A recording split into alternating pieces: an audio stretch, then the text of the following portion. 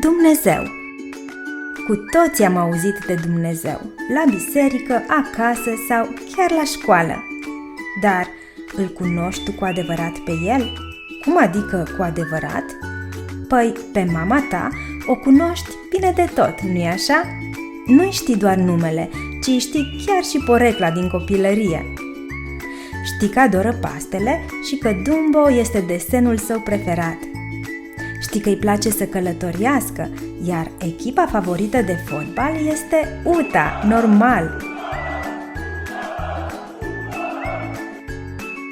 Tu știi ce aduce bucurie, știi când o doare ceva, știi ce anume o întristează, știi ce o sperie, deci o cunoști cu adevărat. Dar poți tu spune asta și despre Dumnezeu? Îl cunoști tu pe El sau este și El ca unul din mulții tăi prieteni de pe Facebook despre care nu știi aproape nimic? Știi tu pe cine iubește sau ce anume urăște Dumnezeu? Știi ce aduce bucurie sau întristare?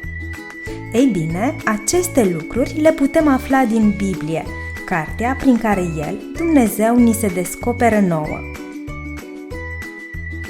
Biblia ne vorbește despre un Dumnezeu plin de dragoste, sfânt, drept, atotputernic, omniprezent și omniscient. Ei, s-ar putea să nu înțelegi acum fiecare atribut al lui Dumnezeu. De aceea, te invit să asculți următorul mesaj. Dumnezeu neschimbat.